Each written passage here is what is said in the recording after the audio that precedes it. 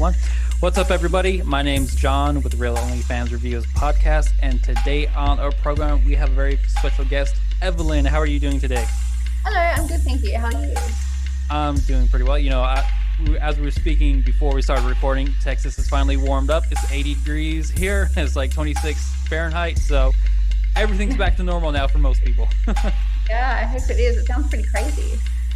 Yeah, so Texas doesn't normally get as cold as it did for those couple weeks, and when that happened, I actually lost our power at my place for, I can see your eyes.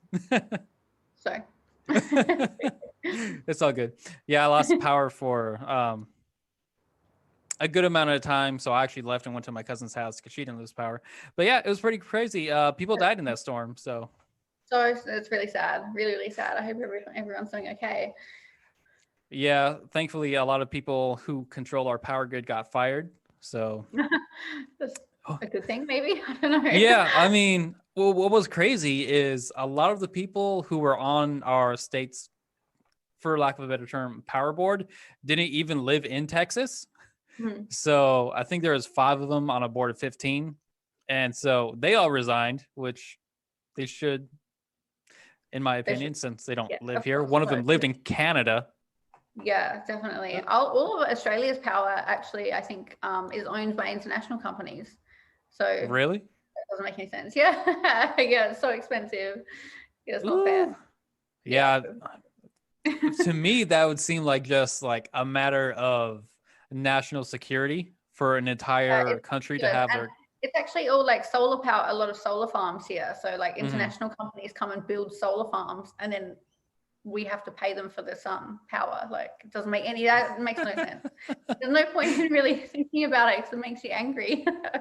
Oh man, so it's basically, hey Australia, we're gonna gather your light and sell it back to you. Yeah, and you're gonna pay us for it. Yeah, more or less. That's crazy. Well, I know a while back Tesla built a giant battery. I forgot which province it was. Oh my gosh, that was actually, I used to live there in Adelaide, and what happened was we had no power for like 24 hours for some ridiculous reason. So yeah, Tesla came in and built this giant battery for them because they're completely retarded and couldn't do it themselves. And yeah, they did it in like 20 days or something, completely insane. Which was I remember. I'm a fan of Tesla and Elon Musk, and they said, we're going to build this battery in however many days, and if we don't complete it by this set date, it's free. And I was like, oh damn. But they got it done. It was really good. Now they have power all the time. There was like people stuck in elevators for hours and hours back there. Damn. That would be so shitty. It's like, we just gotta go down, a few floors, and then boop. Well, I guess we're not gonna make it to dinner. I know it was, and like trains and stuff. It was huge, really bad. Trains got stuck on tracks. So I mean, obviously, if they're electric. Yeah, heaps, all sorts of stuff. Damn. And you said you were living there at the time? Thankfully, I was in Melbourne at that day, so I missed it. Yeah, I'm from Adelaide originally. Damn. That's crazy. Yeah. So when we lost power a couple of weeks ago, some people lost power for almost a week straight. My power was in and out for most of the time. And then other people didn't lose power at all. Yeah. So it was just not fair. A crazy situation. Yeah. Yeah, it should be everyone or no one. Yep. But so what I wanted to talk to you about first was growing up in Australia, because that's one place I've always wanted to visit. Oh, it's amazing. You have to come here. It's absolutely incredible. I had quite a different childhood. I grew up on a farm, and I actually rode my horse to school. That's pretty fucking Texas, to be honest. I know. I used to ride my horse to school, but as I got older, it was quite frustrating. I couldn't get anywhere because there was no buses. So yeah, eventually we moved into the city, and I was able to have a social life. But yeah, it was a nice way to grow up out in the bush. Damn, that's crazy. I can't even imagine. I remember when I was younger, when I was in junior high, my grandparents bought me an electric scooter. And so I'd ride that to school, which was maybe 2 or 3 miles. Yeah. And I thought it was like the coolest thing ever. It was like, I got a fucking scooter. I'm so happy. I have freedom, independence. But Yeah. the problem was it was a $100 electric scooter. And so it wasn't exactly what you would call quality or secure. I mean, I was Yeah. happy with it. I mean, I was fucking jazzed. But the first one I had ended up breaking. So we were able to take it back, and the manufacturer sent us another one. But on the new design, it didn't have any kind of security. It just had an on and off switch. So on the previous one, I had a key. This one, no key. And so when I parked it at school, kids would come up to my scooter and turn it on. And even though it was chained up, they'd pin it. And so it would just do a burnout. Yeah, at the bike rack, and they drain my battery. It's like, you fucks. That's so mean. That's really yeah. nasty. There's some shitheads out here or out in California. Yeah, I didn't deal with that, thankfully. Yeah, I mean, you can't really make a horse do a burnout. I cannot. But no, it was really great. Australia is a beautiful place. You definitely have to get over here. I do want to. I do want to see the Gold Coast because I'm a fucking Where tourist. I live in the Gold Coast now. Actually. No way. Yeah, it is absolutely heaven. It's like warm, really, really warm, like 30 degrees every day. Just tropics, and the beaches are beautiful. It's just it's absolutely heaven. Everyone here is like really, they're late. They're so laid back. Like and chilled out. No one wears shoes, and like everyone's late to everything, and everyone's really friendly. And it's like really, really cool place. That's awesome. Yeah, I've seen pictures online. I think the first time I even found out the Gold Coast existed was when I was in high school. I graduated back in 2008, and then I just saw all these buildings like along the coastline, and then there's like the inland buildings. There's all water that goes through all these different ways. I was like, oh, that looks so amazing. Yeah, on the canals. I live on a canal, which is really, really beautiful. So I'm so jealous. The sharks in the canals. Oh man. Sharks. So I have a dog, and we let him swim in the canal, but we put a shark magnet on his collar.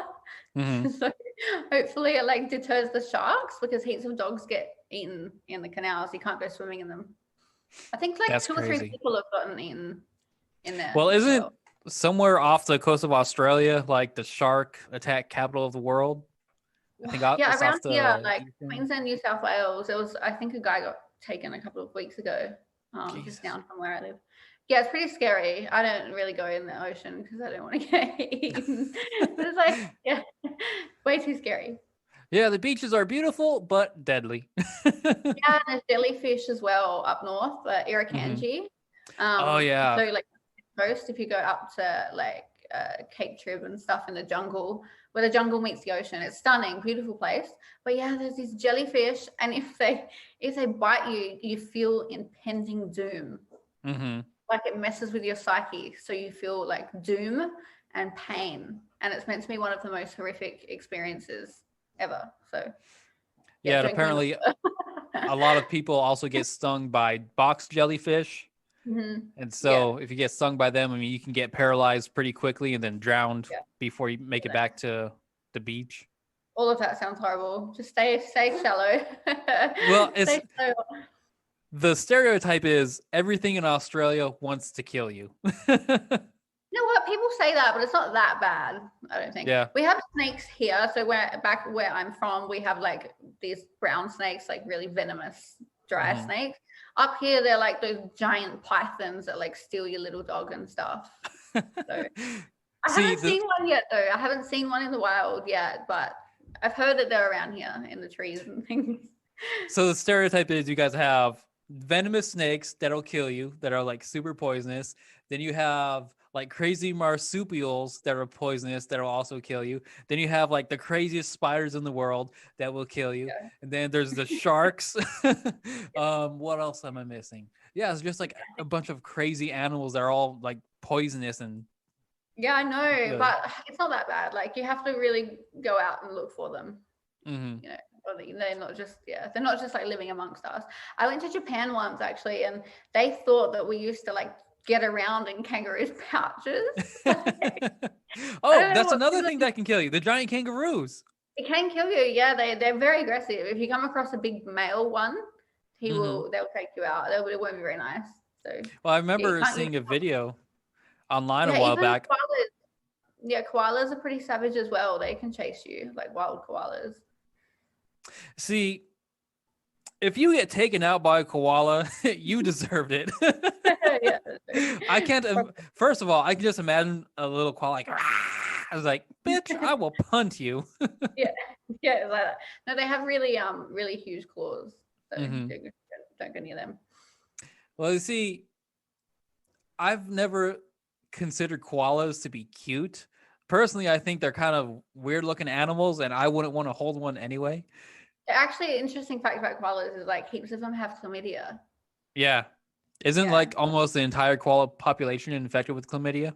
Yeah, and actually the fires, I don't know if you saw the fires here. Yeah.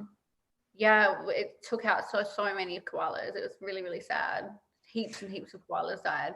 So, and all of the eucalyptus trees as well. So that's not very good. Hopefully they'll be able to, rehabilitate them. Well, apparently koalas are so incredibly stupid that if you take the eucalyptus leaves off of a tree and put them from a koala, they won't know what to do with it. No, I don't think so. I reckon they. Yeah, that's what they said. You reckon? No way. They're not that. Because they have a smooth brain. And also, yeah. I've heard this before. This is new to me, but I learned something. Smooth brain savages. But yeah, apparently they don't have that part of the brain that understands differences between things. Like they don't have, I don't know what to call it. I want to say object permanence, but it's not object permanence. Or it might be. I don't know. Who knows? I don't know. Yeah, but apparently if you put a bunch of eucalyptus leaves on a plate, they won't know what to do with it. They won't recognize the eucalyptus leaves as eucalyptus leaves. No, I think they do because when they're in captivity, they eat off plates and stuff. Maybe they used to, I don't know. Who knows? Are you telling me that the internet lied to me? I think so. Yeah. There's a good chance. How dare they? I thought everything on the internet was true. I know, right? This changes everything. Speaking of koalas, apparently their digestive system is also not meant to be vegetarian, and we don't know why they eat leaves. No way. Koalas yeah. See, when this is done, I'm going to send you articles. And you're gonna be like, oh my God, koalas are really dumb. Yeah. There's heaps of drop bear articles out there that so Australians will be trying and convince everyone overseas that we have drop bears, which is like a savage koala that like sits in a tree and like eats you from above. But I've heard of those too. Yeah, drop bears aren't real. Damn it. The internet, yeah. Australia just became a little less cool. It's not that dangerous now. It's fine.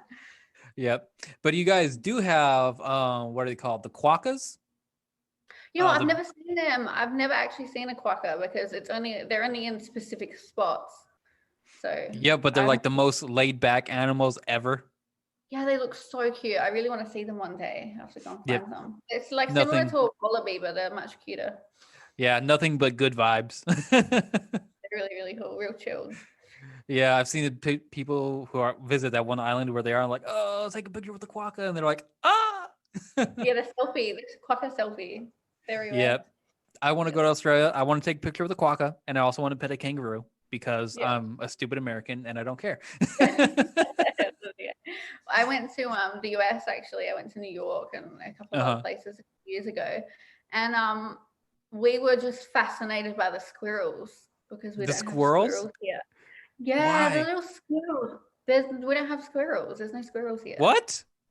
No. You guys don't have squirrels? Yeah, so we're just like running around this park, like looking at the squirrels, and everyone's like, "That's a stupid Australian." Like, hold on, wait a second. This is like the most insane thing I've heard since coronavirus. You guys don't have squirrels in Australia? Well, no, like not running around. They might exist somewhere, maybe, but like I've never seen one. No one ever talks about squirrels. They don't exist, and they're so cute. Dude, I love squirrels. They're like, I know. They're just little crackheads that are just everywhere. Yeah, they're so cute. I really like seeing them. So, did you know? Maybe you did.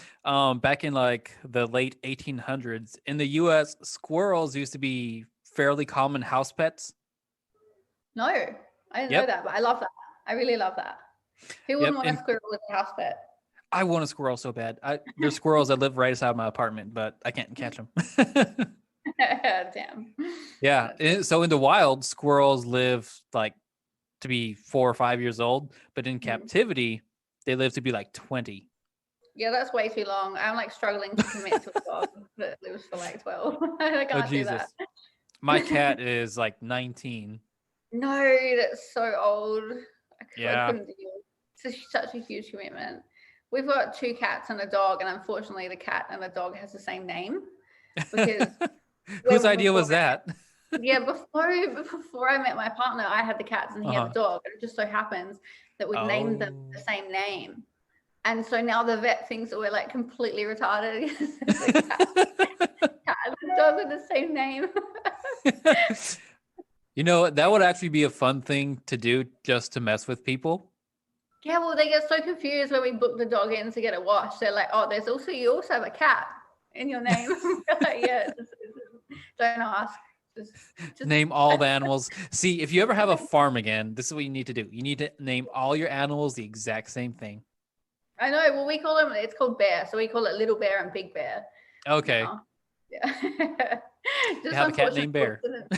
Yeah, you can't yell at them because the other one gets upset. It's chaos. Like, oh man. So when I lived back at home in California, my guitarist had a dog and she named her dog Kitty. Mm-hmm. Just, to be. Just cause. Yeah. Different. Yep. When I get a dog, I want to name it just something ridiculous. Mm-hmm. Like I've always wanted to name a dog Lugnut. I like that. It's cute. Oh yeah, and then I thought of some other names a while back that were also like weird and hilarious, and I can't remember any of them, and now I'm sad. They'll come back. They'll come back one day. At least it's not a dog and the cat the same name. Yeah, that'd be too much. I also want a pet pig. Yeah, they're beautiful, the little ones. I don't know. Yes. Pets are just such a commitment. We've got too many now. 3. I'm soon to be a baby. I'm pregnant, so we're gonna have a child and 3 animals. So. Yeah, I think the kid is a bigger commitment. I know, right? But there's just animals everywhere all the time, and you have to be careful of cats with babies because they like to sit near them and on them, and Well, I don't know if you guys had this old wives' tale in Australia, but over here, they used to say, oh, well, you have to be careful with your cat around your baby because the cat will steal the baby's breath and then it'll kill the baby. Turns out that's not true. Oh, no. Internet tricked you again. Oh, damn you, Internet. Why are you lying to me? Yeah. Hold on. Are you telling me that there isn't a Nigerian prince that wants to give me a ridiculous amount of money? You know what? Some people think there is, but yeah, no, unfortunately not. No. Damn it. Quadruple? You lied to me. I thought I was going to be the next prince of Africa. It's so great. Yeah, I remember actually I got one of those emails years ago when I used to work in the shop, and I told my boss about it, and my boss is from Mexico. He's like, pinche puto. That's not true. I was like, I know, but it was funny because I emailed the good person back for I don't know how long. Oh no. Dude. Yeah. I mean, I knew it was a scam. I wasn't doing it because I thought it was a legitimate. I just wanted to waste this person's time. Yeah, no, it's fair enough. I've seen some good screenshots of people doing that. Quite satisfying. Yeah.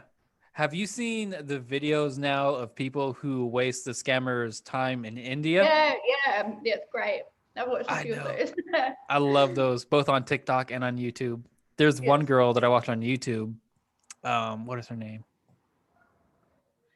IRL Rosie. Mm-hmm. She's great because she's also a voice actor.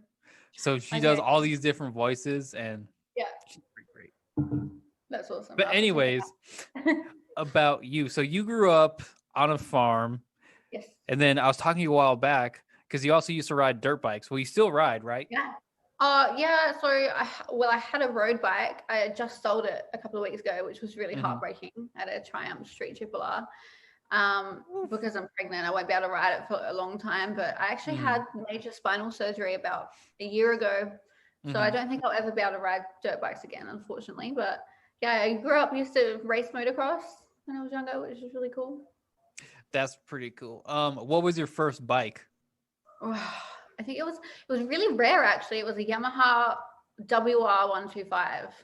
Okay. So it was a 2-stroke road registered 125. You guys could road register 2 strokes? So there was only like 40 of them made in Australia. They were really rare. What? Yeah, really, really rare. So that was mine, but I took the coil off the engine because it didn't have a battery, to start the motor. So it had a coil to run the lights, and it really put out the bike a bit. So I took it all off and just rode it as a YZ, which was better. But then my last bike, I've had all sorts of bikes, but like CRF 250. Okay. I'm a Honda guy. Yeah. I had a lot of issues, like heatsink issues with valve clearance. Really? And stuff. Yeah, it was a nightmare to start. And because I'm little, like kickstarting them was. And then my last really good bike was a KTM 350 EXC, so road rage 4-stroke. Cat. That was great. And I've done a couple of rides. Like I went to New Zealand and did a dirt bike tour around there, and did one in Bali, which was absolutely terrifying. There's like no health and safety in Bali. Just, like, I've seen videos. Yeah, I probably wouldn't do it again. It was like slippery mud hills with like spikes sticking out everywhere. That was terrifying. But yeah, then I had a spinal fusion and disc replacement in my neck, so I can't ride anymore. I can't wear a helmet too long. Yeah, because we were talking a while back, and you're no stranger to leader bikes, which is something I don't ride because I'm too afraid, and I'm not afraid to admit it. Yeah, I love bikes. I love all of them, to be honest. Everything. I really liked enduro riding quite a lot. I love dual sports. I love enduros. I want to get an enduro so bad. I mean, I can't now because I can't fucking see, but before I lost most of my vision, I wanted a dual sport so bad. Because I mean, I grew up on dirt bikes, and then I haven't really ridden a lot on the street, but I mean, it's like, So is lane splitting legal in Australia? Yeah, you can. And you can actually go down the bike lane as well on the freeways if they're like stopped. The thing is, heaps and heaps of people get killed, especially here in Queensland. We've got like the mountains sort of, and actually 2 guys collided a couple of days ago. There's just so many deaths on motorbikes every day. And I don't really ride that responsibly. So I decided, like my boyfriend and I both decided to sell our bikes just because we're having a baby. Like you can't really put yourself in that danger, but he's got a track bike now. So I think I'm going to buy a track bike just to race, like I don't know what I'll get yet. But we have like big track days here. So you can just go race bikes there, not ride on the road. Yeah. Get yourself a Ducati. Yeah, except I'm vegan, so I don't want to buy leathers. So I'm gonna try and find some like mushroom leather outfit or something. I didn't even know mushroom leather was a thing that existed. Well, I don't know if it's gonna protect me on bitumen yet, but we'll find out. We'll find out good. Man, I've seen some of Ducati's new bikes, and they have the Multistrada 996. I was like, ooh, that looks so badass. I want one of those. Yeah, they're so nice. It's like really cool culture to get into track riding here. So maybe when the baby's older, it's like sort of sucks, women get the short straw a little bit with the kid. I go practice it and look after it, and he gets to go ride his bike. So damn you gender roles. I know, it's not fair. So when it's a bit older, I'll buy myself a bike, I think. Yeah. And then hopefully medical science gets really good eventually, and I'll get my vision back, and then I can get a bike. But you see, the thing is, the drivers in Texas are so fucking incredibly bad. Like, I love Texas, but the people here can't drive. Yeah, they can't drive for shit. Yeah, I think it's just everywhere, right?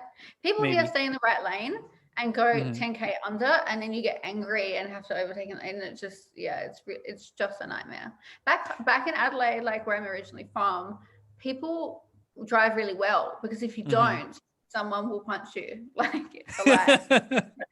You have to, or you'll be abused. Here, everyone's just so laid back and not in a hurry that, like, they're just, fuck around. They just cut each other off. It's like, oh, sorry, bro. I guess you needed that like, leg more than I did. Yeah, it's okay.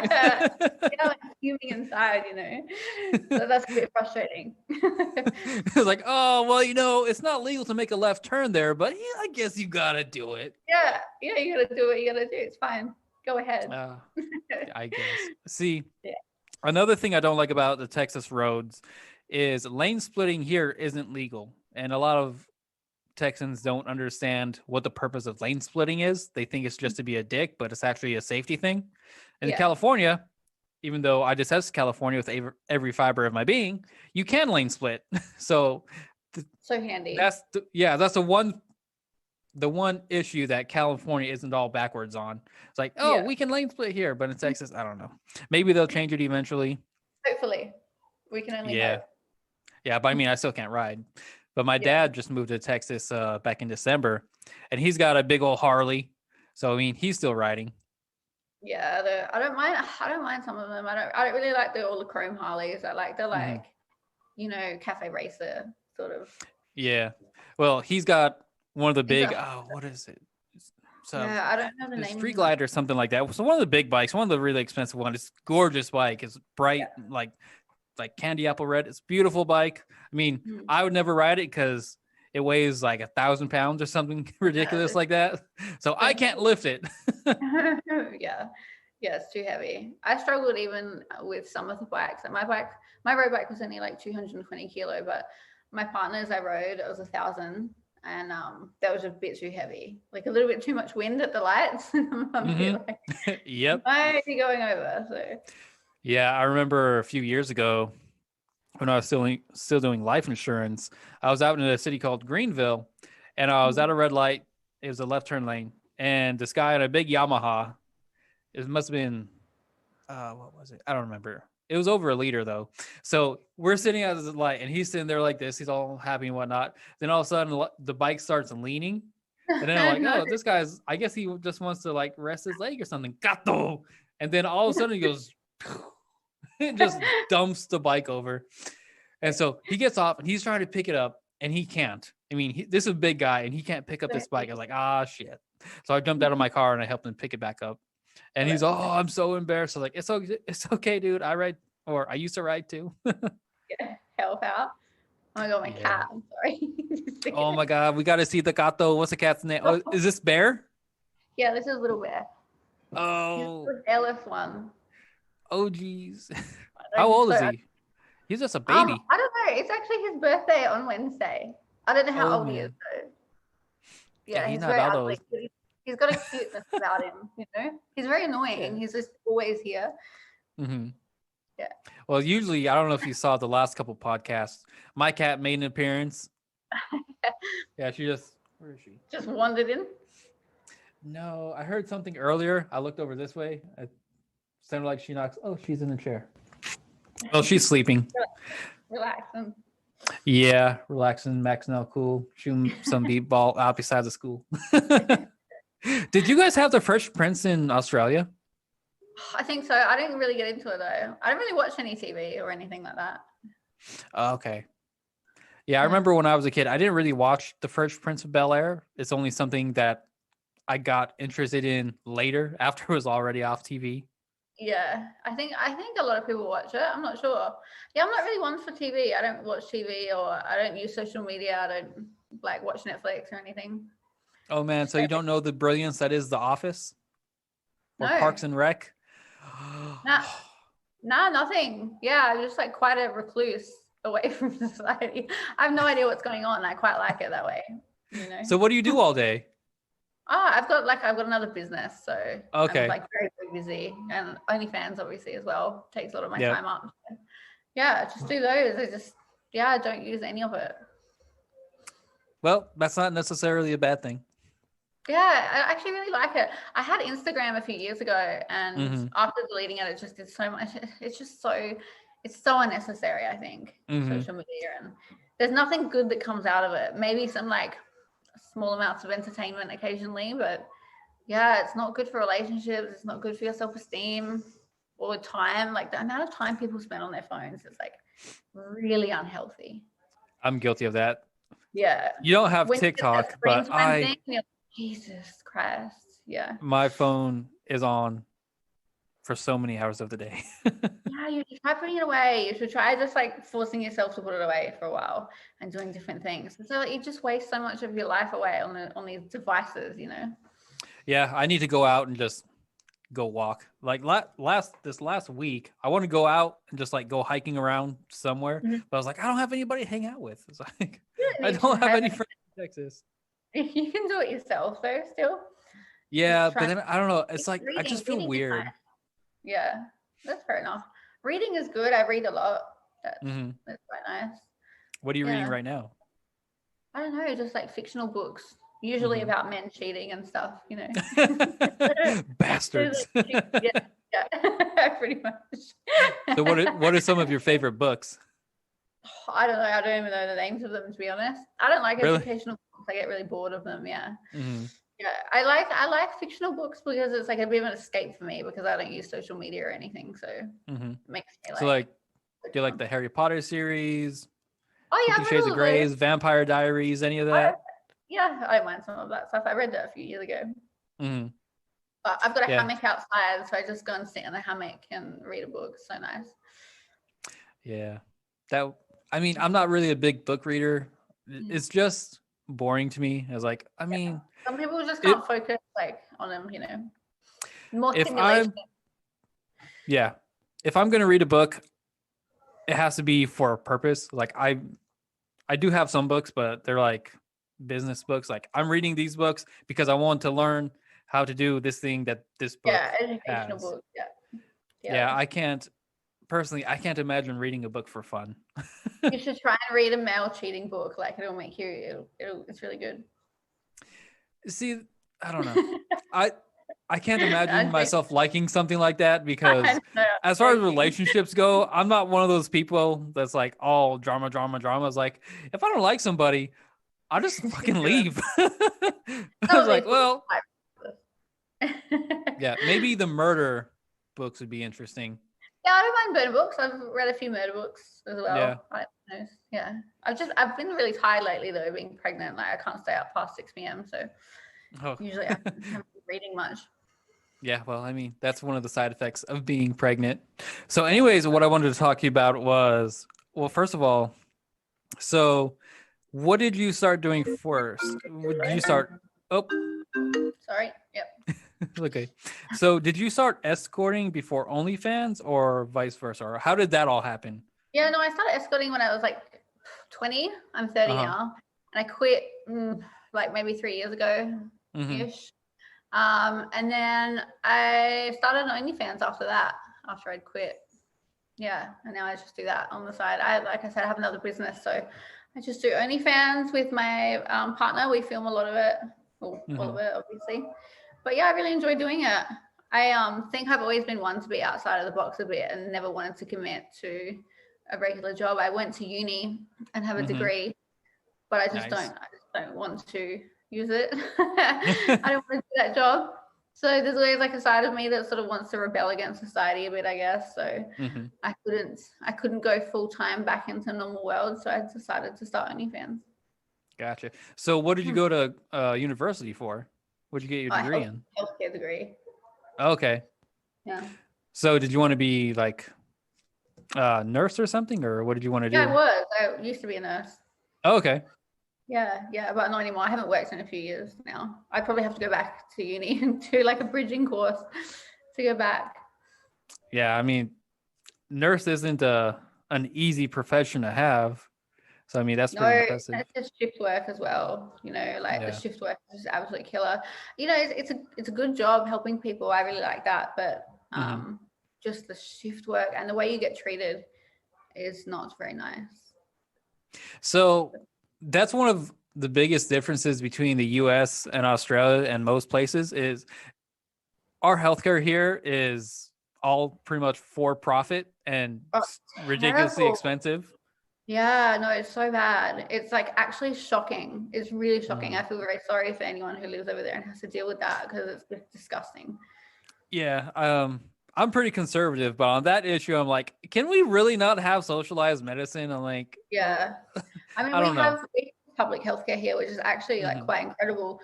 You don't get the same. We have private healthcare as well as an option. You don't get the same treatment on the public system.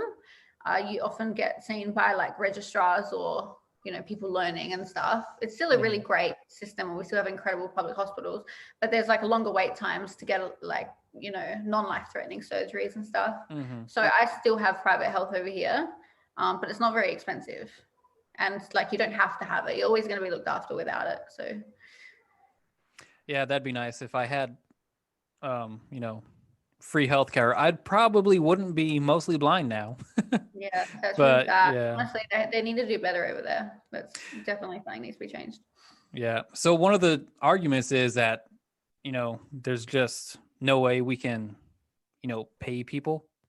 So with you being a nurse over there, how much were you making on average? Was it like a pretty good living wage or? Yeah, more than enough. Yeah, really good wage. You actually get paid more in the public system. So we have public hospitals and private hospitals, and you get paid much more in the public hospitals, but the shift work is a bit more brutal.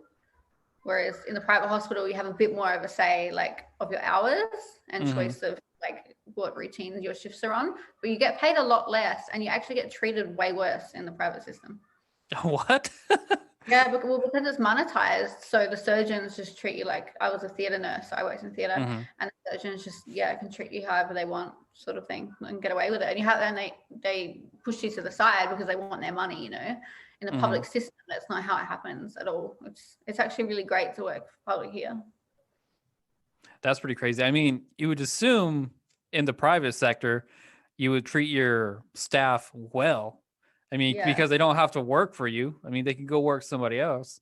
No. I mean, yeah, it's horrible private, and they work you harder, obviously, because they want the money for the extra patients. So, yeah, I guess that's exactly what you guys are dealing with over there. The similar private system to here, but we have the public, which is a fantastic place to work.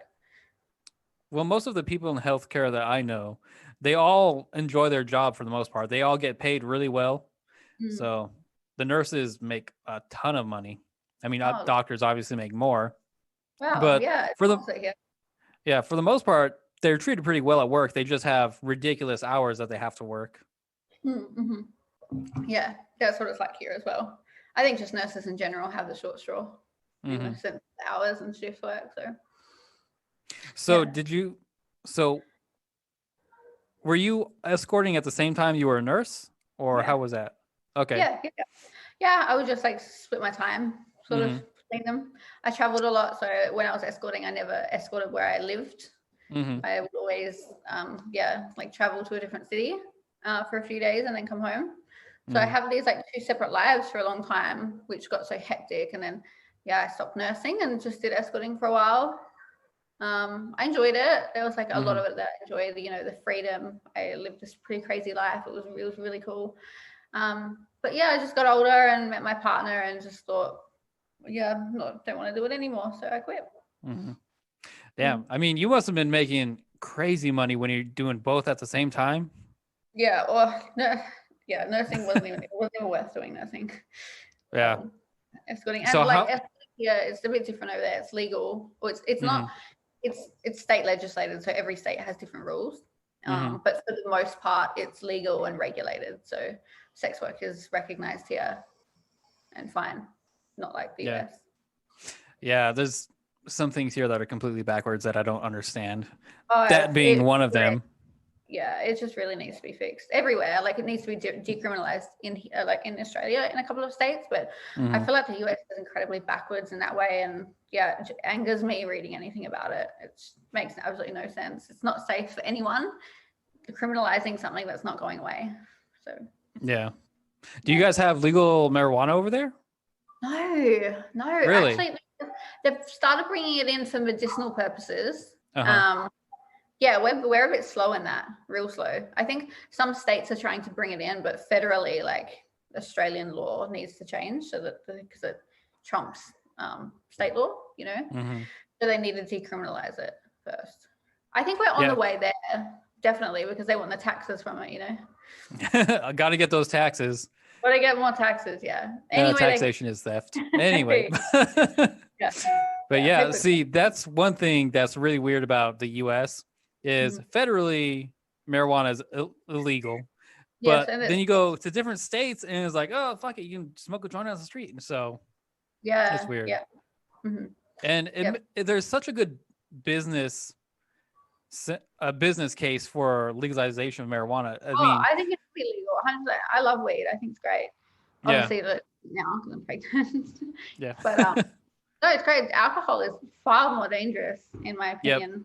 You know, it makes people angry. You ever seen people arguing when they're high? Like, they do not want to argue. They just want to eat their food and, you know, watch something ridiculous, relax.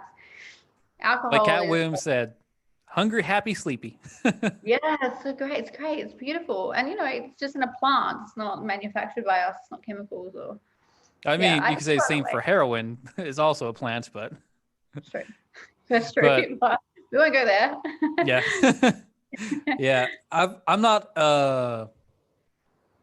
really a marijuana user. I've only experienced it a handful of times, and it doesn't really do much for me. Like the last time I had an edible, I had like a 6-hour panic attack. I was like, well, yeah. Yeah, it was pretty fucking terrible. I was like, I knew I was only having a panic attack, so I knew I wasn't dying, but at the same time I felt like my chest was closing up. I had an impending fear of death. I had shivers. What else? It was like everything, all the negative side effects that you could have with a panic attack I was having, and I had it for like 6 hours, and I had to call my old boss, and she talked to me for a while to calm me down. But I was like, man, this shit just isn't for me, dog. Yeah. No, that sounds absolutely horrible. I'm sorry you went through that. It was pretty terrible. And then the only times I've smoked it, it didn't really make me feel good either. It just made me feel dizzy. Yeah, I think some people just doesn't really go with, you know, not for everyone. Yeah, one of my best friend in Arizona, I mean, he loves it. I mean, he gets high all the time. Fucking great for him. But I smoked with him a couple times, and maybe it was only because I smoked a couple times, but it didn't make me happy or anything. Like I said, it just made me dizzy. I was like, man, I gotta sit down. Yeah. Maybe have a break, have a little bit less. Maybe it's a strain. I don't know. But I'm definitely pro legalization, even though I don't partake. I was like, you know what? Because I mean, are you familiar with prohibition in the U.S. with alcohol? Yeah, I am a little bit, I think. Yeah. Yeah. So when they outlawed alcohol, shit got crazy. We had all these gangs that got a whole bunch of power. People died, blah, blah, blah, blah, blah. And it's the same thing with marijuana. I mean, now we have really powerful gangs. People die, blah, blah, blah. Yeah. No bueno. That's not good. Yeah, it needs to be fixed. It's on its way everywhere, hopefully. Well, Mexico, I saw an article today, is going to legalize marijuana, like throughout the whole country. That's fantastic. That's and a lot of it comes from there anyway. So in the doctor where I was the other day, they had a big sign up for medicinal marijuana, but it had like every reason under the sun. It was like sore back, feeling sad, feeling happy, like you can weight loss, weight gain. It was like 100 different things you get it for. So I think we're on the way to definitely legalizing it. The government just wants to make everyone, you know, happy in a sense that they've done their tests and trials and stuff like that. Even though, you know, nobody's ever died from marijuana ever in the history of forever. Unless it falls on you. No, I actually looked it up, and death by marijuana, you'd have to smoke like 3 pounds within like a certain period of time, which would be impossible. Yeah, something absolutely ridiculous. But but then alcohol was like, well, fucking drink up, Jimmy. Go home and fucking kill your wife or whatever. Yeah, socially acceptable. There's a lot of violence here with alcohol, which is not very nice. Yeah, same here. I mean, the legal drinking age in the U.S. is 21, and I think it should be like 25. Yeah, ours is 18. Yeah, God, it's crazy. He was like, see, I remember when I was 21. Is actually the first time I ever got drunk on my 21st birthday. And I didn't even like it. I'm not a big drinker either. I don't like getting drunk. I mean, it's kind of fun, but the hangovers, oh, fuck, dude. I get the worst hangovers. And for me, it's just not worth it. Yeah, I agree. Yeah, same. It's been really nice being pregnant. Obviously, I haven't had anything to drink for a long time now. I feel so good. I feel really Yeah. good. And just like not being able to have a drink, it Mm-hmm. just takes the choice away. So when you're out, when you're with friends, you're more likely to just give in and have a few. But I feel so good. It's really nice to have Mm-hmm. such a long break. Not that I drink a lot, but yeah, it's been good. Yeah, I mean, when I do drink, it's never more than a beer or two, maybe three. On a Yeah, rare occasion, four. yeah. When it's a big night. Yeah, Yeah. yesterday my dad and I went over to a place in Dallas called Deep Ellum, and we Mhm. got some barbecue. Best barbecue I've ever had in my life. Place is called Yeah. Terry Black's. Terry Black's, sponsor me, Really. please. Food's amazing. And so we went around Dallas for a little bit, and we stopped at a wine bar, and I had a beer there. And my dad, he likes wine, so he had a glass of wine. But I mean, that was it. I mean, it's like I don't understand how people can get addicted to alcohol. It's like it Yeah. makes you feel so bad the next day. Yeah, I Why? know. The hangover. Yeah, why It's would so you choose to do this to yourself day in and day out? I don't get it. no. Yeah, not for me. Yeah. But No. anyway, what we were talking about, how did you get into OnlyFans and escorting? I don't know how I got into escorting. I think a friend was into it, Mm-hmm. and yeah, I got into it that way. It was really scary the first time, obviously, when I first started. But Mm-hmm. then after a few years, it became, there's certain ways of running the business, and got really confident with it. Ran it really well. And OnlyFans, yeah, like I said, it was actually my boyfriend's suggestion when I quit. And I was really reluctant. I'm a very private person. Like I said, I have no Mm-hmm. social media, so like putting my vagina on the internet was a bit like nerve-wracking. Yep. But it's been really good for our sex life as well, Mm-hmm. because I think in relationships you um, can get real lazy and Mm-hmm. stuff, and this sort of forces us to put in effort, I think. So Mm-hmm. that's been really good part of it. And like we film with a lot of my girlfriends and stuff, so it's like really good, I think. Well, I don't know if it's good, but yeah, just exploring different things together in this environment. It's been nice. Yeah, is that how you met Audrey and Sadie? Yeah. Oh my God, I'm actually filming with them in Mm-hmm. like 2 weeks. Yeah. Gonna do some more content with them. I actually fell pregnant during that foursome. No, I'm not kidding. That's when I conceived a child. I know. I'm just laughing because of the irony. Is I mean, I know. It yeah. was like, so when we were filming, I did the ovulation test, like peed on the Mm-hmm. stick. You have to, see when you should have sex. And it was Mm-hmm. like that day that we were filming. So I'm like, well, you've got to save the money shot. We can't Mm-hmm. have sex before the foursome because then it won't be very good. Mm-hmm. So we couldn't have sex. And I was like, all right, well, I guess this month's out. But yeah, it happened during the foursome. So yeah, I texted them and they said that they were good luck charms. You guys are great for conceiving. Yeah, yeah, I highly recommend to anyone wanting a child. Yeah, but Maybe they're it's Yeah, maybe it's just a combination of three women just got him like, oh, I don't know, superpower. yeah, it was. Yeah, super strong, super Yep. strength. So yeah, they're fantastic. I love those two. They're absolutely beautiful. I'm Yeah, they're pretty cool. really excited to film with them in a couple of weeks, which will be good.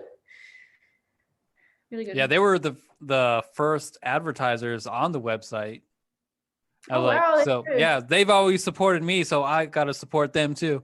Yeah, no, they're fantastic. They've helped me a lot with OnlyFans. They were the ones who, when I first started, were helping me like figure out how to do it all. So Mm-hmm. yeah, they're just wonderful. Yeah, and then the best thing about them is they don't do any of the PPV paywalls. I mean, something I Yeah, appreciate. yeah. Yeah. I don't think either. I've sort of based mine off of theirs. I think it's just way better. It's astounding how many people, like how many subs contact me and they're like, oh my God, finally a page that's not, just trying to get milk you out of all your money sort of thing. Yep. There's one I subscribe to. Her name's Victoria Parasso. And so I subscribed to hers the other day because we're going to review it, obviously. But she doesn't know that. But I mean, I bought a couple of her PPVs and I was like, these are fucking really underwhelming. was like, Yeah. I fucking paid extra money for this shit. I mean, I don't even really enjoy these. I mean, yeah, she's super hot, but I mean, like, I was just really disappointed with Yeah, what I I think it's bought. hard to find. Yeah, it's just the PPV stuff is so common. Like most people run it that way. And thankfully, when I met Audrey, or when Audrey and Sadie were sort of showing me how they did theirs, I just followed suit, which they've done it in like a really, really honest and really like authentic and genuine way. You know, all of the content is free, so it's the best way to do it, I think. Yeah, I think so too. I mean, that's why I started real OnlyFans reviews.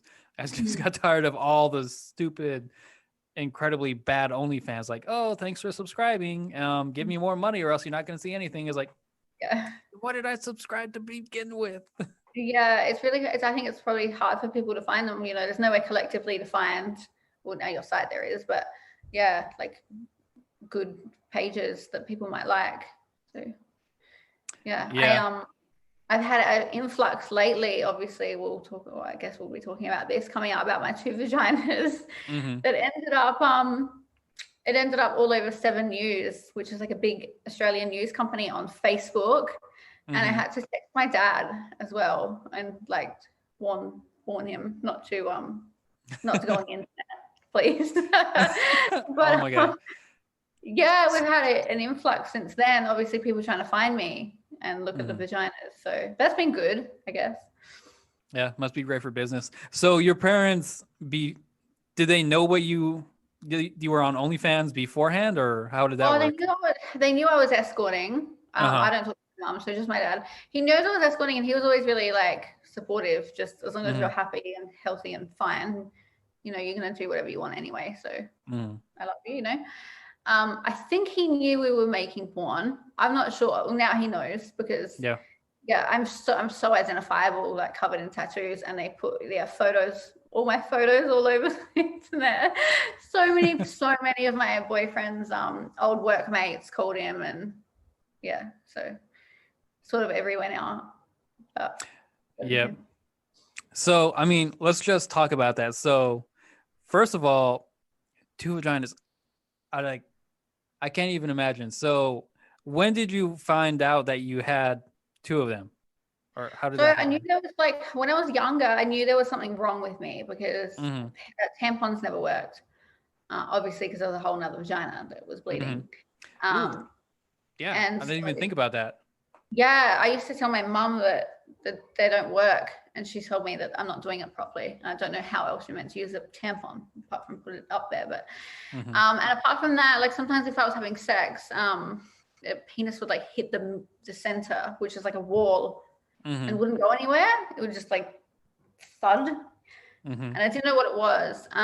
So I knew, like, obviously it looked, if I looked, it looked a bit different. But back when I was, 15 to even 18, we didn't have phones or anything. Like, it was dial-up internet, on the computers at home. It wasn't like this. Oh my God. What did you guys have for dial-up internet? Because we had AOL.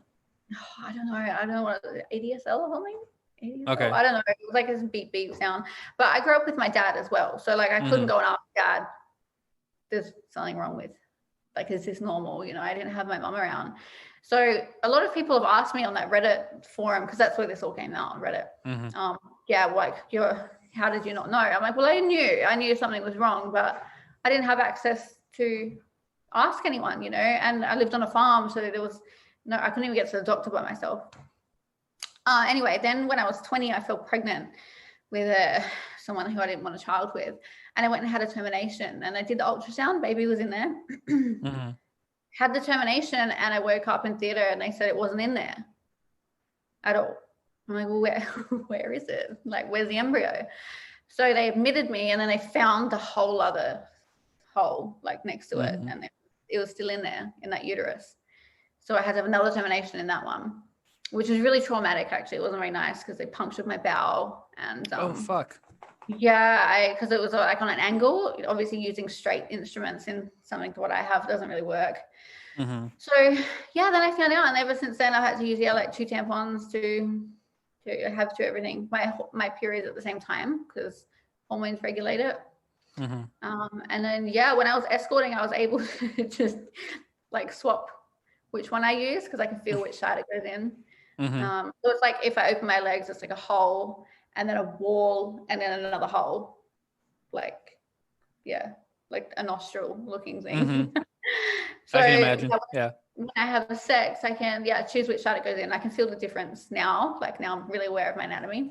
I can feel which side. So when I met my partner, when I was escorting, I tried to only use one vagina for work and one vagina for him, which helped a little bit with it. So does one feel different than the other? As far as like I prefer the right side. It's just like the left is subpar. I don't like the left one. To be honest, I haven't really explored the left one. Like, I'm sure there's things I like in it, but it's just been like pushed to the side, and I just use the right one mainly. And it depends on the guy's anatomy. Like some people are bent a certain way, so it can hurt if it's in a certain side. And if it's uncomfortable, I just swap it. But I kept it like quite secret. I only really started talking about it when I fell pregnant, because I wasn't sure, obviously it's a high risk pregnancy, having a child with what I have.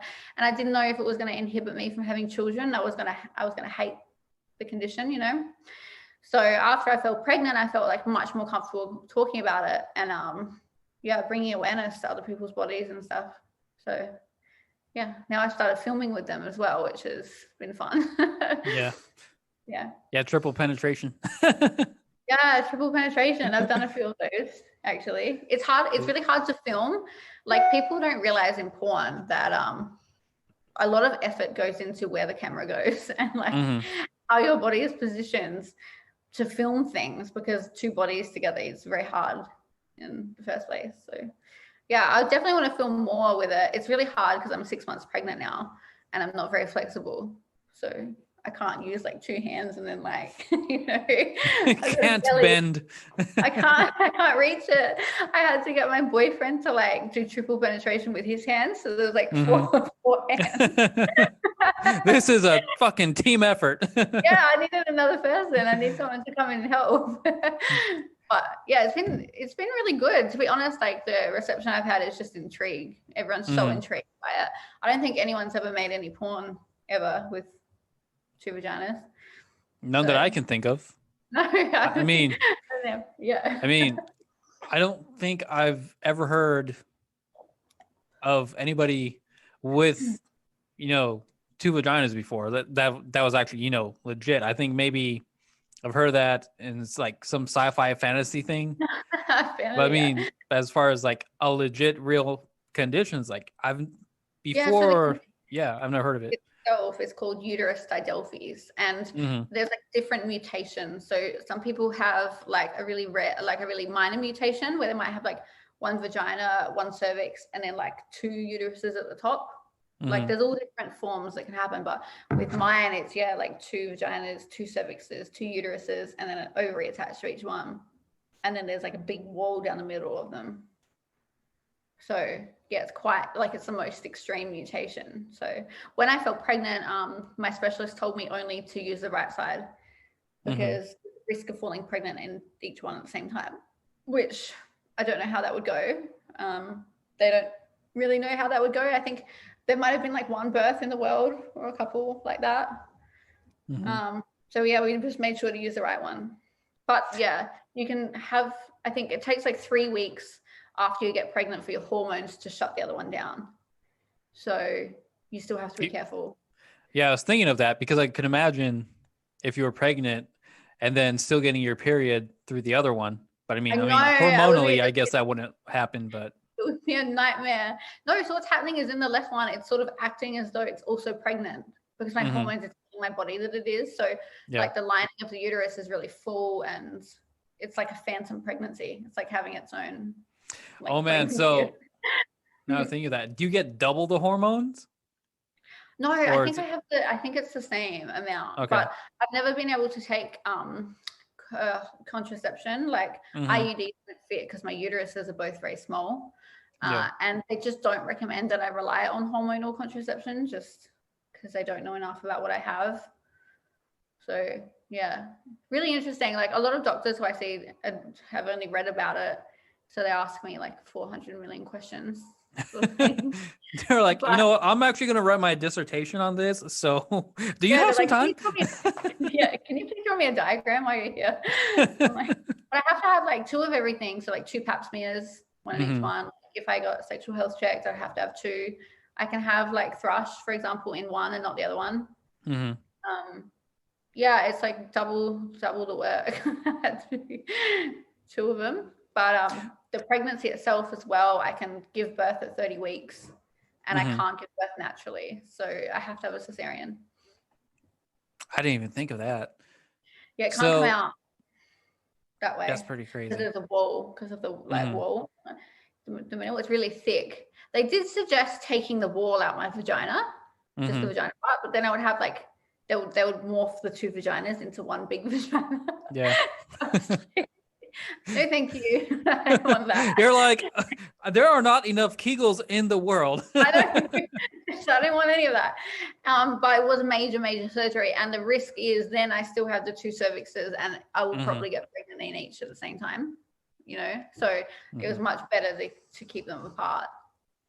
I was actually going to ask, I mean, have you ever considered having surgery to remove one of them? Or is that even possible? They can remove a whole set, but the ovary with the eggs in it, like they don't know which one is more fertile.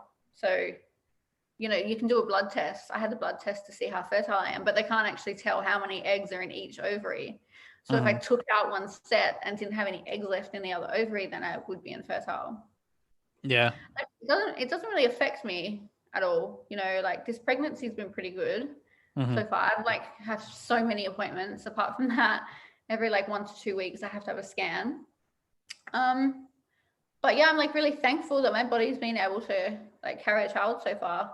I think I'm like 26 weeks this week. So even if whatever happened now, the baby could survive. So yeah. So, I mean, have you always wanted to have kids or was it just kind of unplanned? Oh, with all my ex-boyfriends, I never wanted kids, but I think when you meet the right person, you change your mind, you know? Yeah.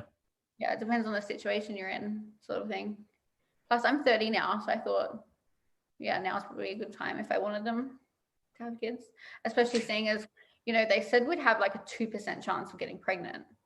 So, like, well, all you need is to force them. All you need is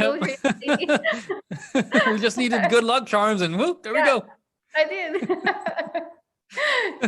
In like 3 years, you're going to be calling Audrey and Sadie like, hey, so we want to have another. I know, right?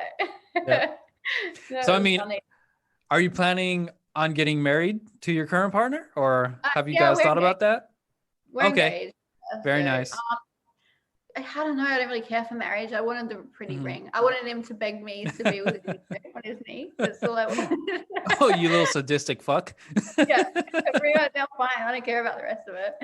We might get married after the baby comes, but I can imagine having a newborn is not going to be that, like, you know, I mean, it's going to be fun, but quite daunting and time consuming. So I think that's on the back burner for now. Yeah, get your sleep while you can.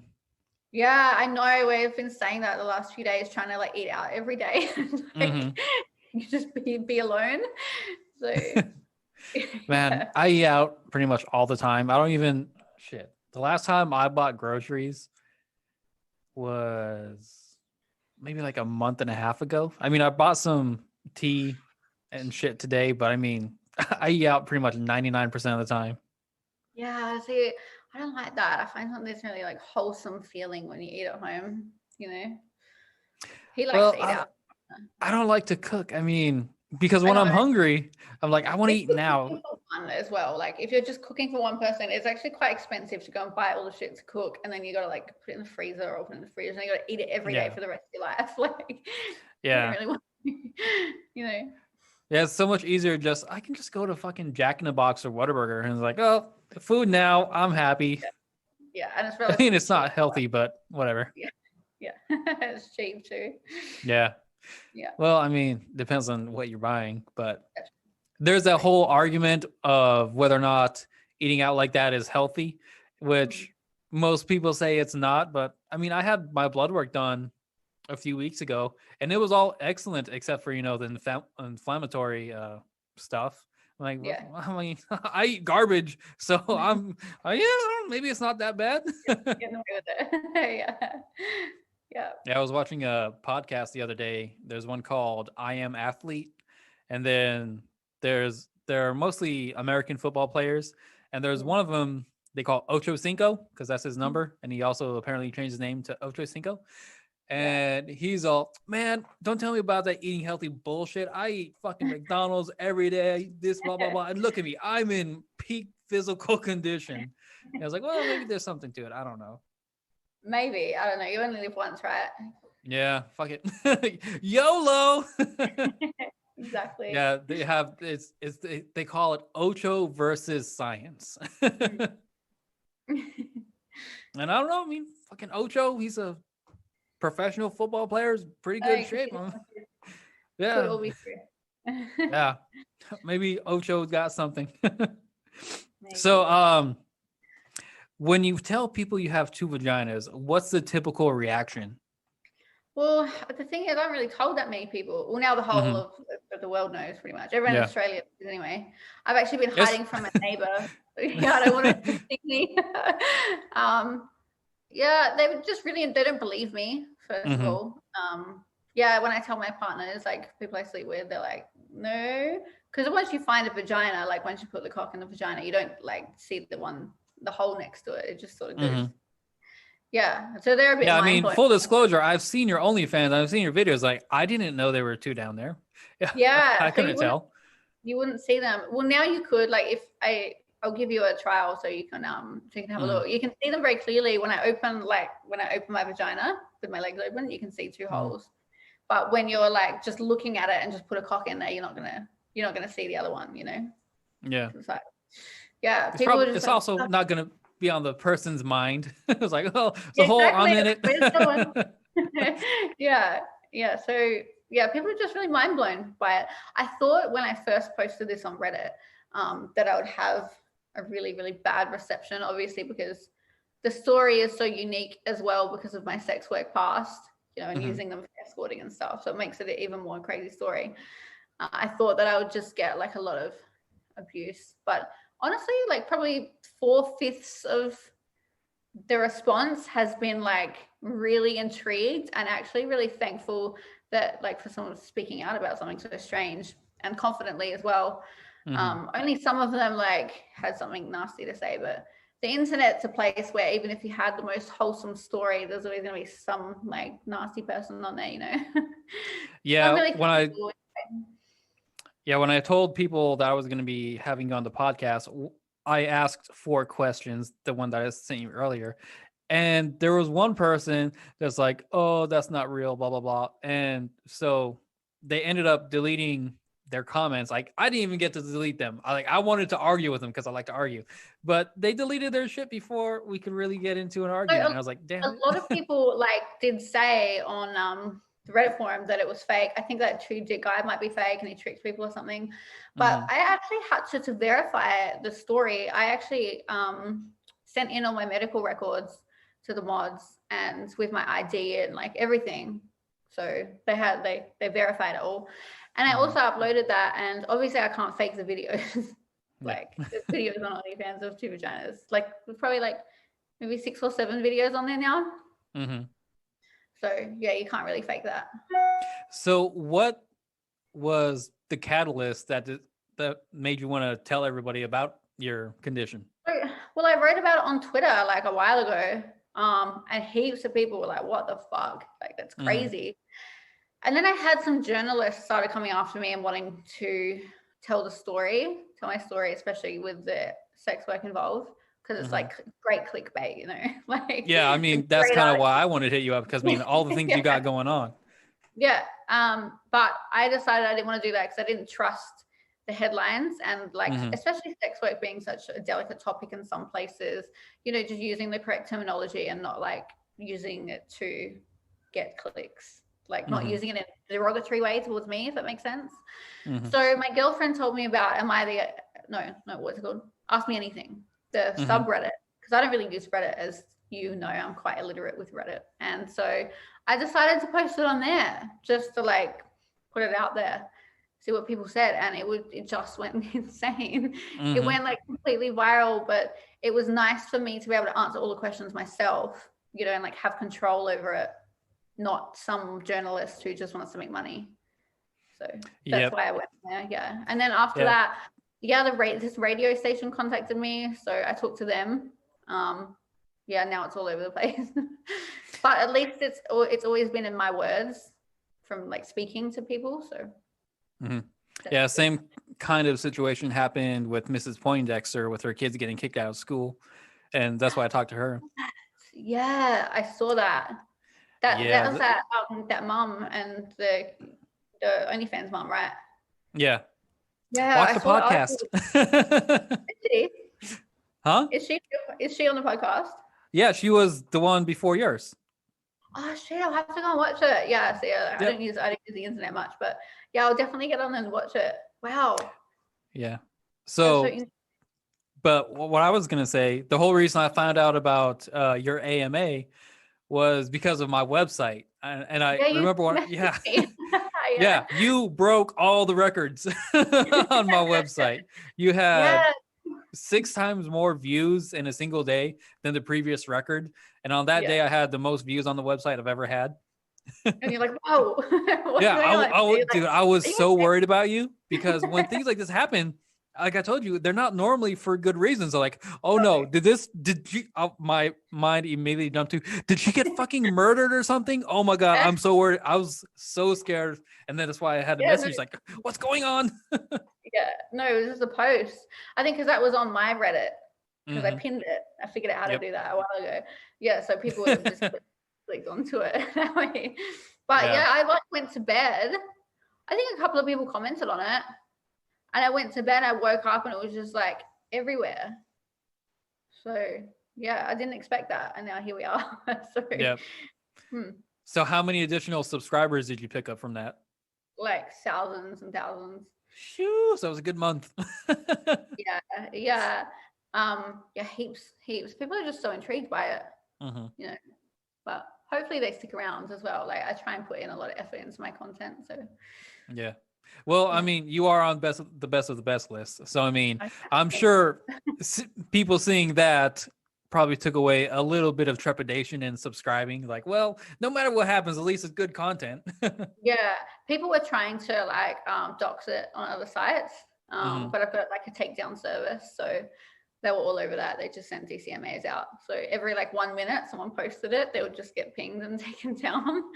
Thankfully, because I had like a lot of people on Reddit like demanding that I put it on there, and I'm like, you know, with all due respect, what the fuck? How are they going to tell you what to do with your content? I know. I'm like, I've put my medical records up there. I've answered like 600 questions. There's videos, but I'm not going to put a photo of my pussy on Reddit. Like, I just don't want to. So I mean, if you really want to see, it's go subscribe, motherfucker. Yeah, I know. And like a lot of people were saying, I'm just trying to get money off of OnlyFans. Like, you know, obviously the OnlyFans, it's a way to see it. But I did actually put like a lot of effort into answering heaps of the questions. And, you know, I spent quite a lot of time on there. It's quite. Well, I mean, it's not like when people say you're only doing it to make money on OnlyFans, it's not like you were hurting for money before. I mean, before this, you were top somewhere on the top 1%. So I mean, it's like it's not like you're struggling. No, I didn't need to do it. It was just the intrigue, you know, and the fact that these journalists were like trying to they were really pushing me to post, to do it, and I was scared that it would just get taken from my Twitter anyway, you know, just like these companies do that. So I thought, it's just a great medium for me to like, you know, have my say and speak the entire truth about it, which was good. I have no regrets. I'm really happy I did it, and the reception I've got has been great. So I'm really thankful for that. Like a lot of people who have commented and contacted me with like all sorts of different mutations that they're dealing with. So I think like it should be spoken about more, because not everyone's bodies are completely the same. And it feels like much better not keeping it a secret, you know. And it's fun filming with 2 vaginas. Like, why not? Yep. Yeah. So what were some of the biggest things you were happy to let people know about? Everything. I don't mind. Like, I don't mind talking about anything about it. Yeah. All parts of it. I think, I don't know. sort of like all my old clients reading it and then just being like, fuck, I didn't know she had another one. Damn her. They're gonna call you back. Hey, can I book you again? Yeah. Oh no, I've had so many. That's another thing. I've had a lot of people contact me on Twitter asking me to book. I do not work anymore. I quit that many years ago. Yeah, I came out about it when I was working because we have these review forums here in Australia for escorts, and I did not want these strange people on these forums to find out that I had 2 vaginas. You can only imagine the requests that would come through. So yeah, I kept it very, very secret from everyone. Yeah, I forgot what website it was, but I found one for like Australian escorts is where I found your profile, Adrian Saddies, and some other people on there. But the thing I was impressed with was like there is a really nice website. I was like, wow, this is actually like really put together. I was impressed. I was like, wow. Yeah, I don't really agree with the review culture. It's not very nice. Like some of it, I get that you have to. Well, no, this was a couple of years ago. Oh, the profiles. Yeah, so they're actually set up. Yeah. No, some of them are really beautiful websites. Yeah, no, the review forums aren't beautiful. That's all. Yeah, I haven't seen the review forums, but the let's say advertising ones, because when I found it, I thought it was like a scam. I think I hit up Audrey and Sadie like, hey, I don't know if you know this or not. I think somebody's using your pictures to scam people, blah, blah, blah. This is the other thing though, like heaps of websites have. So like a lot of my photos are still on all of these like shitty websites, and you have to get a lawyer to get them down. Like you just can't get them down off these like terrible websites. Even like scammers, there were so many scammers when I was working. I actually had one time someone had copied my whole profile, right, and put it up in another city, and it was exactly the same except for the number. So because I was like a recognized worker, people in that city were like, oh, that's definitely her. And they were sending this person money for deposits. And then when I didn't rock up, obviously because it wasn't me, I was getting all this abuse, like complete abuse. So this person had scammed like 6 or 7 grand out of people. And they were texting me, telling me like, I'm going to come find you. Like you have to give me your money back. And yeah, it was really bad. I had to go to the police. There's lots of like scamming in the adult industry, which is not very good. And a lot of clients for it as well. And like, they can't get their money back because they don't want to go file a report. Like, I don't know what their personal life is, but you don't really want to go to the police and admit, what you've done. Yeah, the same kind of thing happens out here with these scammers when like with the escort and whatnot. They all ask for money up front when you find them on whatever website. And it's like that. I mean, what are the chances that this would be legit? Slim to none. People like escorts here ask for deposits, which I think is fair because like you do have a lot of no-shows, but it should only be a very small portion of the booking. And like you can check if these girls or men or workers are legitimate by, trying to find their social media or looking for them on review platforms, even though they're not very nice. So you can sort of validate whether or not they're like a real person, sort of thing. But yeah, a lot of clients don't do that and they just give their money. You should never give all of the money up front, obviously, for anything. Yeah.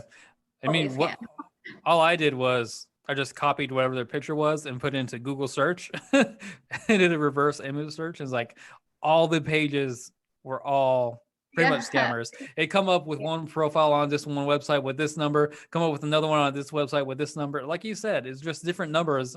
And they use numbers, they copy all the text. It's so sneaky. It's really sneaky. And I actually feel really sorry for people getting scams. Like it's horrible. It's really disgusting behavior. I actually got the police involved with my one because I actually text them and they were like, what are you going to do about it? And I'm like, oh, how dare you? So yeah, the police here are really good though. Like I said, it's like legal in most states. So you can go to the police and get help. Yeah. And that's just another case for legalizations, like, because people are going to do it no matter what. Precisely. So, and it protects the clients as well as much as it protects the workers, Yeah. Protects everyone in the transaction. There are people out here who got some weird fucking statistic from somewhere that said, "Oh no, if you legalize sex work, you're gonna have more human trafficking." It's like, Oh God, yeah, really, I no, don't. Just me thinking about it, it was like, no. First of all, yeah, why are you definitely. gonna traffic people in to do sex work if people can do it legally? I was Yeah. like, that doesn't make any sense. It doesn't make any sense. And then you can pay tax and you can legitimize the business as well. You know, everyone, the government wins, we win, the clients win, like everyone wins. So Yeah. yeah, unfortunately the US seems to be going backwards in that sense, but maybe one day. Well, Hopefully. see, I think the reason that they say that is because there's only one place in the US where, prostitution is legal, and it's outside of Vegas. And so Yeah. they say they have more trafficking in that area than anywhere else. And it's like, well, fucking duh. Yeah. I mean, if you're only going to legalize it in one place, they're Yeah. obviously going to have more of the illegal side of that business in that one place. Like, if you legalize it everywhere, there's not going to be a market for the fucking black market shit. There just won't be. Precisely. Everyone's just going to be like a much safer environment. Yeah, it's the same thing with, legalizing marijuana. Yeah. That we kind of talked about earlier. Like, you're literally giving power to the people who do illegal shit. Yeah, and just making everything more dangerous for everybody. Yeah, I completely agree. Yep. Same with the drug cartels in Mexico. They only have power because there's only people that are selling the illegal substances. Yeah, yeah. Now, that's not an endorsement to go do heroin. Don't do that. But I mean, if you make it illegal, you just make it that much more dangerous and whatnot. Yeah, exactly. You know what I mean? Change, yeah. Indeed. So another question I had for you was, how has being pregnant changed your OnlyFans? You know what? I didn't know it was going to be that much of a big fetish. Mm-hmm. Like, well, I've never been privy to like pregnancy fetishism because I have never been pregnant. But yes, so many guys love it. They love pregnant women, and maybe it's the fact of being like fertile, but it's actually boosted my confidence heaps because I really struggled with the changes to my body, and I feel like this fat, horrible, like blob, and like my nipples are big, and like my tits are huge, and I'm like, I'm used to going to the gym every day and like staying really fit, and it's been really tough on me to, like sell my motorbike and give up my body and all these other things that you have to do when you have a child. But it's been really nice because all of these people just think I'm so like attractive. So it's really helped. It's honestly really helped me. I've actually been filming more than I ever have at the minute, which I've actually really enjoyed it. Sometimes it can be hard to film when you're lacking motivation, but yeah, I love it right now. It's really good. Really good. Yeah, it's crazy. One of my other episodes we talked about, there's a niche out there for everything. Oh, there is. The one thing is, I actually said this on the radio. It's a bit frustrating. I wish that men would understand that milk does not arrive until the baby arrives. So I'm not just like squirting milk everywhere. I can't do that right now. It's not here yet. It doesn't come until like at least right when the baby is due. So yeah. So why is that? As with your medical professional knowledge, why doesn't lactation start before the baby comes? There's just no need for milk right now. Like, what would you do with it all? Your body hasn't told that it's ready to feed yet. Like, there's a time when you have a baby that your body like finds out that now it's got to feed, and that can take a couple of days after the birth, like up to 5 days. So you start leaking. You can like leak out of your breasts and stuff, but not usually. So anatomically, like, what changes to enable lactation? It's called like letting go or something. I don't know what it is. I think it's hormonal. Like when you see your child and the child crawls up to the breast, something happens in your body and it like starts releasing and creating the milk. Because there's like colostrum at the start, which is like a really like refined nutrient liquid that they have. But yeah, guys on OnlyFans and like guys everywhere just seem to think that as soon as you get pregnant, you can just like squirt everyone with your milk. That doesn't happen. It's not happening yet. Stop asking me. Yeah, that's actually, I know that's a category too, like fucking lactation squirting. Actually, OnlyFans can allow lactation stuff because it's like a bodily fluid. So like blood, you're not allowed, and yeah, you can't post lactation stuff on fans. That's interesting. I didn't know about that. Yeah, there's lots of rules. You could like public sex is banned. Yeah, I Like knew heaps about of that one. yeah, there's like actually a huge list. Quite a lot of it's banned, which I understand. Like public sex and stuff, as fun as it is, not everyone needs to see that. Yeah, especially if there's like kids around. Mhm. Yeah, but no, it was a pregnancy thing. I've actually really enjoyed it, and I haven't like at the start wasn't as like aroused all the time because I really struggle with my body changes. But yeah, all of Mhm. like the positive compliments and stuff have really helped. So that's like made my sex life with my partner better. Because before I was like, I'm fat. Like Oh when we God. first started having sex and I got pregnant, he would get a Mhm. bit distracted and think about the baby, and then he couldn't come, and it was a bit of a like it was a bit of a battle at the start. Just use the other hole. It's fine. Yeah, no, it's not in there. It's not in that one. Yeah, you're not poking it at all. We can't see cock. You're like, listen, dude, your dick's big, but it's not that big. Yeah, or if you're like, oh, we do doggy, I'm like, it's because you don't want to look at me. It's because I'm fat. So, yeah, it was a bit of getting used to it at the start, but it's all Yeah. good now. Yeah. Yeah, women are always their biggest critics. Yeah. But I think, Yeah. I mean, that might be true. No, I take that back. I don't criticize myself at all. I take that back. No. I was gonna say we're all our biggest critics. Oh, I think sometimes definitely. No, I'm awesome. I don't care. I'm kidding. I'm like, well, no, I'm pretty cool. I'm kidding. But let me see. Somebody else said something. So what are gonna be your future plans after you give birth? I don't know. I don't like to make plans. Makes Okay. me anxious. Well, yeah, I have another business, so that's going really Mhm. well. I would like to keep filming. Mhm. Yeah, for as long as it makes me happy. Like I don't want it to become like something I don't want to do. Mhm. If it becomes like that, I'll stop. But I'll obviously have a cesarean, so I'll need to take it easy for a bit. Mhm. At some point. I think you're like stuck in bed for 6 weeks, but I'll probably keep filming for a while after that. Like I said, it brings like excitement into our sex life, so it's actually like good for us, you know. And like Mhm. we're quite open sexually. Like we've been tried swinging and all that stuff. I've actually booked him escorts before, which has been No, that's interesting. How did yeah. that Oh my work god. out? There's one time I booked this girl for him and we were staying in a hotel somewhere and I actually gave her the key and I sat downstairs and I had a gin. You're like, I'm taking the night off. You do the work. Yeah. Yeah, I sort him out. I don't want to do it. I think it's like really healthy to be open sexually, and OnlyFans definitely helps our sex life. Like I said, in a relationship, it does get a bit like repetitive, like you do the same thing, and I think the stresses of everyday life can like really affect your sex life in a relationship, especially a long-term one. If you come home from work or you come home from doing stuff, you don't want to fuck, but yeah. Well, the problem OnlyFans. is one person does want to fuck and the other one doesn't. Yeah.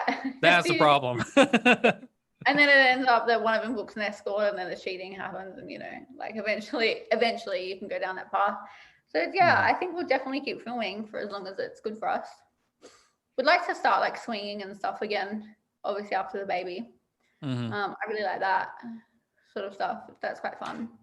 Yeah, I think obviously everybody is different. For some people, monogamy works, and for some people, monogamy doesn't.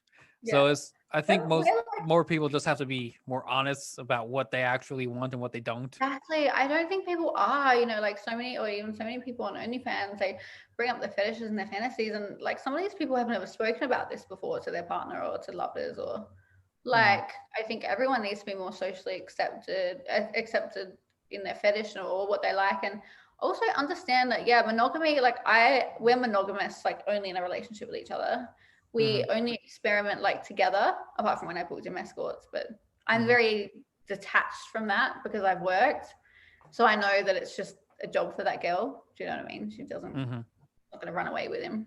We haven't like been with other people, like completely unpaid people, just find someone on Tinder. We've never done that stuff. I think it's like much healthier to try and do it together if you can, or at least start that way. Yeah, except one time we met up with these swingers and I didn't like the guy and he kissed the girl And so we had a fight about that. Like, how dare you? Yeah, it was funny. Actually, her name was Moon. And I got him his Valentine's present. No, this card the other day for Valentine's Day. And it said, I love you to the moon and back. But then when I got home, I was like, no, he can't. So I like crossed out moon and wrote cheater on it. Fuck you. How dare you? So, I still haven't forgotten. Yeah, I will remember. There's still a very respectful way to explore sexually with other people, and that was not respectful. So don't do that. You hear that, everybody? If you ever get your partner an escort, don't kiss them. Yeah. There's rules. Just on their tits, whatever, deep throat is fine, but don't you fucking dare. Yeah. No hug goodbye, nothing. Booking him escorts didn't actually turns me on a bit. I'm a bit of like a voyeur. I quite like him being with other people. But I was very non-threatened by that. I think if he was to like go on Tinder and find someone, I'd be very threatened because I wouldn't like that room. I wouldn't have any control over it, I had complete control over the escort situation. It might be unhealthy, but yeah, it's a progressive thing, I think. And the longer you're together and do different things, like the more you can strengthen your relationship. Or if it doesn't work, you stop doing it. Yeah, I don't think there's anything wrong with trying it if both parties are, on board. Like, you should never do things behind your significant other's back. No, precisely. Honestly, always be honest. Always, even if it's hard. I think. Yeah, that was a huge question on the Reddit forum. Like, what does your boyfriend think of you being a sex worker? Like, it's just mind blowing to some people. Well, yeah. I mean, it's not traditional. Yeah, I mean, because I was still working when we first met, and then I quit. He really struggled with it. Right. And he couldn't understand, he couldn't fathom that sex can be work for women, like for men as well. He couldn't understand it. He's like, you must get pleasure out of this. You must just love to fuck. And I'm like, it's just work. And it did cause like a lot of hard times in our relationship. But then when we both started doing OnlyFans, sometimes if we've like had an argument, right, but we've got to film, then it feels like work for him. Like he doesn't want to fuck me after I've yelled at him, So he really understands now, only after doing OnlyFans, that sex can be work. So, I mean, with the turbulence at the beginning, what made you guys want to stay together? I think he liked that I was so out of the norm, like I have never done anything like, I've got a degree, I've tried all of that, I don't like it. I think people just do things because it's expected of them. You're expected to go and like finish uni and get a job, and I don't accept that as a life, so I just try all these things. I think he liked the excitement of it. But I mean, on your end, because I mean, you're trying to guess what it was for him, but for you, I mean, why did you want to stay? Like, if you can go somewhere and find somebody else that's going to be accepting of your work, I mean, why did you choose to stay with him? Honestly, I think it is hard for escorts to be in a relationship. Like I was engaged before I was with my current fiance, and that relationship was really tough, really, really tough on both of us. You can't expect people to put up with sex work. Like, it's a boundary that's totally okay for people to say, I can't deal with this. This is too much. It's also an industry that can be quite secretive, because you can't feel like you can come home and say, I've had a real bad day at work, or, this happened at work, without them feeling threatened or protective of you. So there was a lot of it that you had to keep inside and maybe pretend to be okay when you had a bad day, stuff like that. So when I met him, I was already sort of coming out the industry. I'd already decided that I was leaving in the next like 6 months. So he put up with it for a bit. He got a lot better towards the end after he understood that it was work, but it is a battle. Like, jealousy is like something that we all feel, so there must be something to it. You can be aroused by jealousy, but it can also really hurt you. Yeah, a lot of women, I don't know, this is my perspective as a guy, so I mean, it's maybe complete bullshit, but I've always wondered why women are so attracted to things that they say they hate. It's like, oh, like they say, oh, I hate fucking cheaters, but you keep dating all these guys that cheat on you. Like you hate guys that don't treat you right, but yet you date guys who clearly are going to not treat you well. It's like, I don't understand. Why do you do this? I don't know. I honestly have no idea. There must be something in the psyche, that likes a challenge, or it's maybe. Well, that's what a lot of women say. Oh, I want a relationship that's going to challenge you. But then when you get a challenging relationship, you bitch about it. I think maybe as well, people have normalized that behavior. Like if you've been someone who has been a bit abusive and who's been cheating on you, that becomes your normal. Like, so when you see someone else acting the same way, it's not a red flag. It's just like, it's not something you pick up on, So I think it might be a mix between like some type of psychological reason and like just normality for people. Yeah, I mean, for myself, if some girl doesn't act right, it's like, well, bye. Like, I don't fucking need this. Get the fuck out. Yeah, definitely. So I don't know. But anyways, it was super great talking to you. Is there anything else you want to talk about before we wrap it up? I just thank you to everyone for being so intrigued and being so kind. I appreciate it. I didn't expect it. It's been really nice. But yeah, thank you for having me. I appreciate it. You're welcome. This is one of those few times where the internet was actually awesome to somebody. Yeah, and it was true. I promise. Yep. I promise it's true. If you don't believe her, get her OnlyFans. Thank you. She's best of the best for a reason. See you later. All right, Evelyn, I'll talk to you later. You too. Take care. Get some sleep while you can. Daytime, but yeah, thank you. Oh, for the baby. Oh shit. I forget about that all the time. Okay. You know the little human that you got inside of you. Got it. Bye. All right, talk to you later.